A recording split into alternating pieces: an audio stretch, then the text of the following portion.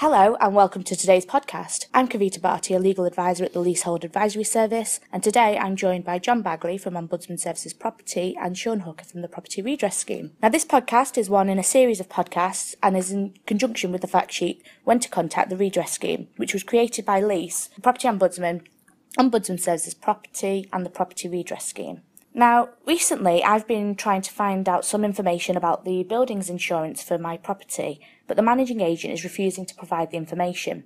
I'm not even sure that there's actually a policy in place. The amount that I'm being charged is more than double than what my friend in a neighbouring flat pays. Her property is fairly similar to mine, so I don't see why there should be such a large variation in the price payable. Is this something that the Property Redress Scheme and the Property Ombudsman and Ombudsman Services Property could help with? Okay, thank you. A couple of points there to have a think about. First and foremost, we would need to have a look at the insurance policy. There are certain bits of information that the agent has to provide to the leaseholder. In terms of the questions raised there, we would need to have a look and see why there is a difference in the amount that the two leaseholders are paying.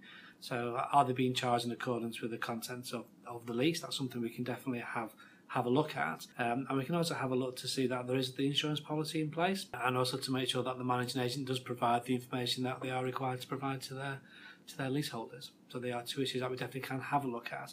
In terms of the amount paid, we can't dictate what that premium should be, but we can certainly make sure that they are being charged within the requirements as per the lease. And what would the process be if I did want to challenge these? Well, again, the first port of call would be to contact the agent and in writing outline your discontent, your complaint, and allow them to come back with a response, a final response of what their position is.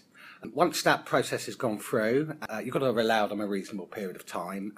The guidance says up to 8 weeks, but in many cases it shouldn't take that long. But if they don't reply or you are not satisfied with the response, you can ask them for which of the redress schemes they're a member of. Hopefully they are a member of a redress scheme, otherwise there's a lot of other consequences there because it's a legal requirement for them to be a member. But assuming that they're a member of one of the 3 schemes, you then can contact one of the 3 schemes, and the easiest way to do that is to go on the website and use the online services that each of the schemes provides for you to raise a complaint. It's very, very straightforward. You find the agent concerned. You then fill in a very simple to fill in form which guides you on how you should set out a complaint and provide any evidence that you have in support. So as John said, that would be the insurance policy. It might involve you getting hold of a copy of the insurance policy of the other person, although you have to be a bit careful on that because anecdotal evidence is not always admissible. So there might be other reasons why the policy may differ.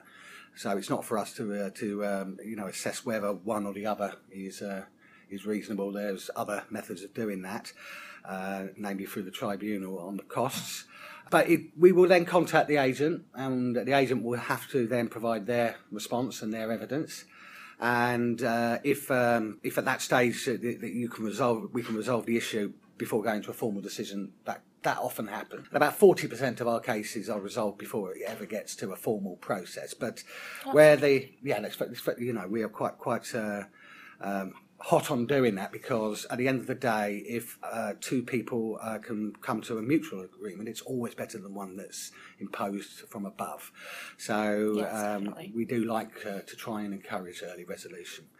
But ultimately, if it goes all the way through to a process, the evidence is put in front of an ombudsman who looks at the evidence and makes a decision. And that decision could be a financial compensation, it could be an apology, it could be rectifying the situation to the satisfaction of the complainant.